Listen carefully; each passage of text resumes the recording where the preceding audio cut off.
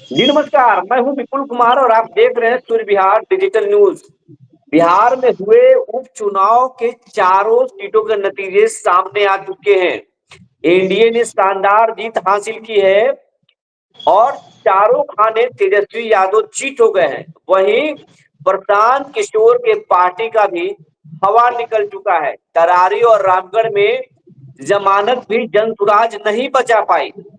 अगर हम बात करें इमामगंज की, तो इमामगंज में सम्मानजनक अच्छी खासी वोट जनसुराज को जरूर मिले हैं, लेकिन उसके पीछे भी कहा जा रहा है कि पासवान जाति के जो वोट है वो जनसुराज में टर्न हुआ है, न कि जनसुराज वहां कोई कमाल कर पाया है।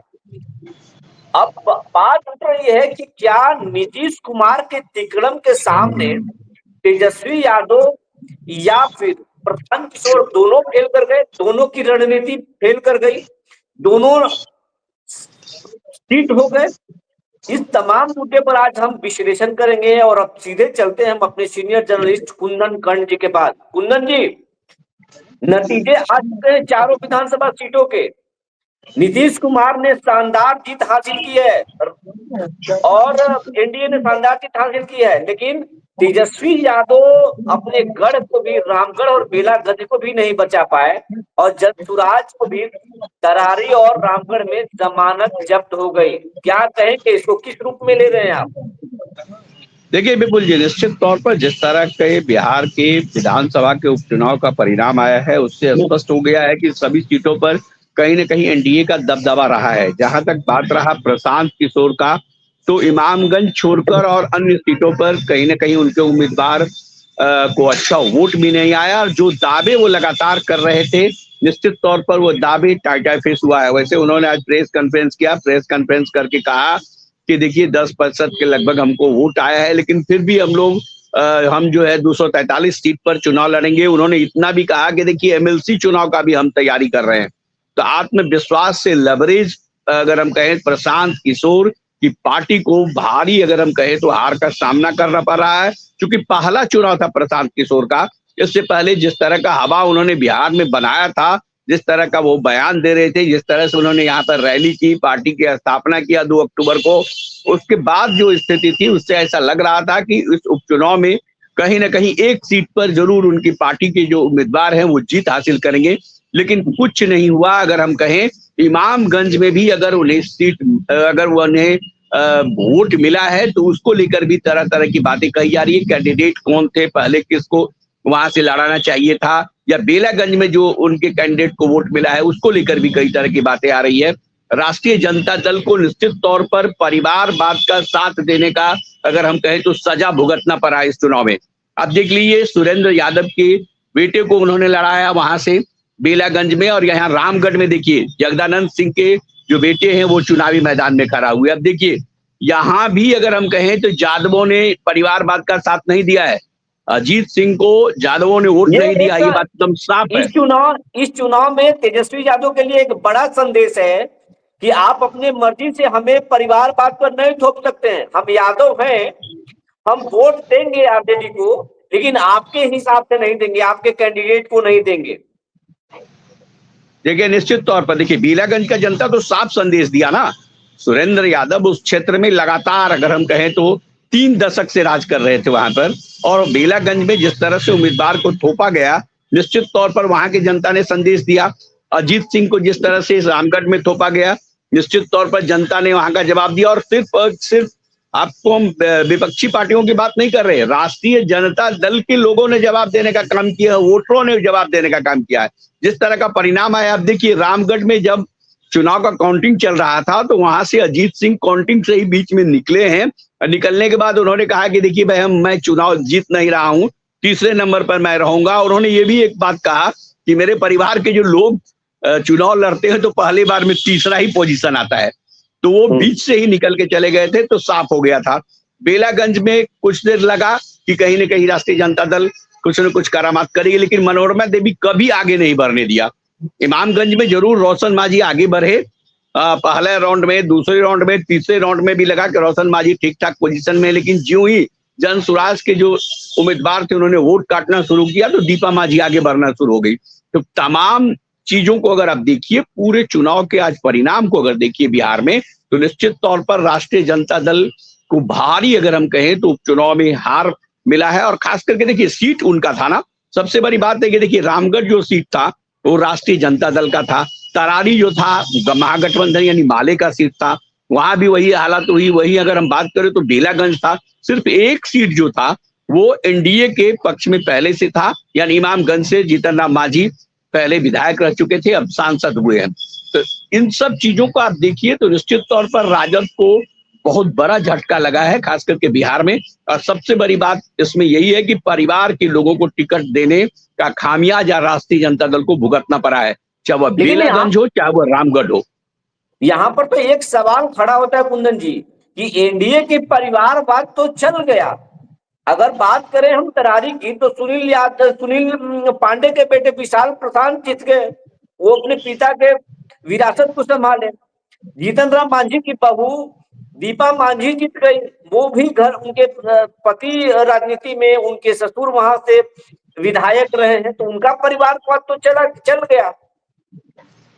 देखिए हाँ, निश्चित तौर पर परिवारवाद की जहां तक बात आती है तो एनडीए का की पत्नी थी और एमएलसी रही है, उनका जातिवादी परिवारवाद चल गया। देखिए निश्चित तौर पर अगर कहें तो एनडीए के लोगों ने भी परिवारवाद के यानी परिवारवाद का ही उदाहरण दिया था और टिकट दिया था। लेकिन जो स्थिति थी, आपको बता दें कि देखिए सुनील पांडे के जो बेटे थे विशाल प्रशांत पहली बार चुनावी मैदान में आए थे। इससे पहले सुनील पांडे खुद चुनावी मैदान में थे। तो उस समय का जो माहौल था, उस समय के माहौल को याद कीजिए। बरमेश्वर मुखिया के हत्या के बाद अगर हम कहें तो एक खास समाज के लोग जो थे वो सुनील पांडे से नाराज चल रहे थे, और यही कारण है कि उन्हें चुनाव हारना पड़ा था। सिर्फ चुनाव ही नहीं हारना पड़ा, अगर आप देखें तो जदयू से दूरी उनकी बनती चली गई। भले ही भाई एमएलसी बने, लेकिन दूरियां बनती चली गई। और अगर हम कहें तो लगातार अगर हम कहें तो एनडीए के लोग उन्हें नकारते नजर आए। तो अब परिस्थिति बदली थी और विशाल प्रशांत को उन्होंने लाया। मनोरमा देवी को लेकर के देखिए मनोरमा देवी के साथ जिस तरह से हुआ था, जिस तरह से हाल के दिनों में घटना हुआ, उनके घर से पैसा मिला, फिर उनके बेटे पर जिस तरह से आरोप लगा, जिस तरह से घटनाक्रम में अगर हम कहें तो डीएसपी भी पैसा लेने में पकड़ाया, फिर उनको भी अगर हम कहें तो संज्ञान लिया गया, ईडी ने संज्ञान लिया। कई तरह के मामले ऐसे थे कि सहानुभूति वोट मिला मनोरमा देवी को। रहा दीपा मांझी की जो आप बात कर रहे हैं, तो निश्चित तौर पर इमामगंज की सीट बहुत पहले से जीतन राम मांझी के साथ था, और वहां पर चिराग पासवान मदद इस बार नहीं किए। देखिए विपुल जी, सबसे बड़ी बात है कि एनडीए गठबंधन के अंदर एक बहुत बड़ा चीज देखने को मिला इस उपचुनाव में। इससे पहले भी देखने को मिला था जब आरक्षण का मुद्दा आया था, और आरक्षण के अंदर यानी एससी एसटी आरक्षण के अंदर आरक्षण की व्यवस्था की बात कही थी सुप्रीम कोर्ट ने, और उस पर जिस तरह से मोदी सरकार ने फिर से अगर हम कहें तो उसको सुधार किया, फिर वही पुराना ही एससी एसटी आरक्षण के बिल को सामने रखा। तो उस समय में भी अगर हम कहें तो चिराग पासवान और जीतन राम मांझी के बीच काफी अगर हम कहें बयानबाजी हुई थी। जीतन राम मांझी कहते थे कि देखिए बहुत ऐसे एससी एसटी समाज के लोग हैं जिन्हें आरक्षण का लाभ नहीं मिल रहा है, जबकि चिराग पासवान कहते थे कि नहीं, संविधान के द्वारा हमको आरक्षण मिला है, छुआछूत के आधार पर मिला है और इसमें बदलाव नहीं होना चाहिए। तो उसी समय से दोनों में चल रहा था, और परिणाम ये हुआ कि देखिए अभी इस बार चुनाव हुआ, दीपा मांझी मैदान में उतरी और चिराग पासवान कभी भी वहां पर चुनाव प्रचार में नहीं गए।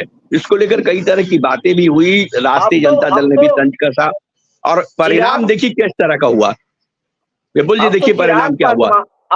अब तो चिराग पासवान के बगैर सहयोग के जीते हैं मांझी, तो अब तो चुनाव के बाद अब उन लोगों में जो है कहासुनी का दौर एक बार फिर शुरू होगा।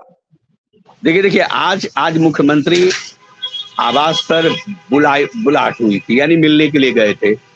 वहां पर संतोष मांझी भी थे, मौजूद थे, और अगर हम कहें तो दिलीप जायसवाल गए थे, बीजेपी के अध्यक्ष सम्राट चौधरी थे, मंगल पांडे, सब गए थे। मुख्यमंत्री जी को बधाई दिए, सबने गुलदस्ता दिया, और बातचीत का दौर जब शुरू हुआ तो इन बातों की चर्चा नहीं हुई।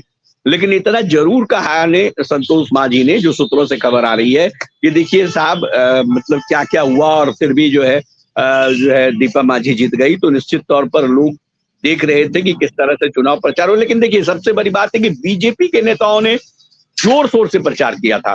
दीपा मांझी का प्रचार जो है बीजेपी के नेताओं ने जोर शोर से किया था, और एनडीए गठबंधन पूरी तरह से एकजुट है ये एकजुटता दिखाने की कोशिश मुख्यमंत्री नीतीश कुमार ने पहले भी कर दिया था। यही कारण था कि प्रशांत किशोर को इतना बड़ा उनकी पार्टी को धक्का लगा, झटका लगा है। तो अभी भी एनडीए के कुछ नेता हैं, कह रहे हैं कि इन बातों को अभी आगे मत ले जाइए। चिराग पासवान भी उनको मैनेज करना चाहते हैं, लेकिन देखिए सबसे बड़ी बात है कि पासवान वोटर निश्चित तौर पर मांझी के विरोध में वोट किए हैं विपुल जी, ये बात तो साफ है। इसका आने वाला दिनों में इसका परिणाम भी सामने आ सकता है। अच्छा, हम बात करेंगे कि जो प्रशांत किशोर हैं, वो कह रहे थे कि बिहार के लोगों को अब तक रोजगार नहीं मिला है, रोजगार के नाम पर वोट नहीं दिया गया।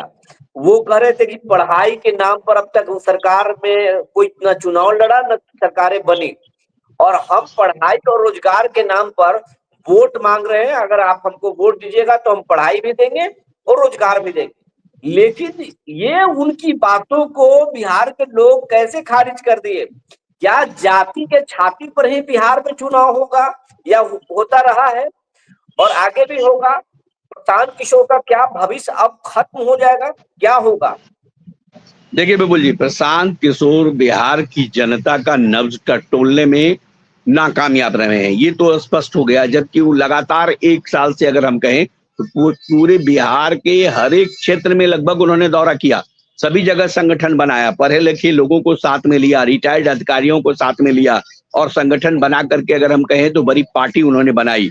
और अब जिस तरह की स्थिति है, आज प्रेस कॉन्फ्रेंस किए, प्रेस कॉन्फ्रेंस करने में उन्होंने कहा कि जनता को जिस सरकार में भरोसा है वह सरकार चलती रहे, हम आगे प्रयास करते रहेंगे।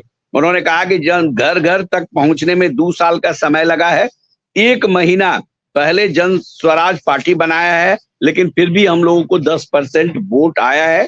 वो साफ साफ कह रहे थे कि देखिए राष्ट्रीय जनता दल से हमको कोई खतरा नहीं है, एनडीए गठबंधन से खतरा है, और हम उसके लिए अब कोशिश करेंगे, और अगला चुनाव में भी 243 सीटों पर हमारा उम्मीदवार चुनावी मैदान में होगा। तो कई तरह के बात वो कह रहे थे, और जिस तरह से आत्मविश्वास से लवरेज वो दिखते थे, जिस तरह का दावा वो करते थे, निश्चित तौर पर उनके दावा का हवा निकल गया है। भले ही वो कुछ भी कहें, लेकिन ये बात जरूर है कि जिस तरह एनडीए गठबंधन ने एकजुटता पहले दिखा दिया, और जिस तरह से महागठबंधन भी की, अगर महागठबंधन चुनाव हार गया जीत गया कोई मतलब नहीं, लेकिन एकजुटता महागठबंधन ने भी दिखाया है, विभिन्न दलों ने और एनडीए ने।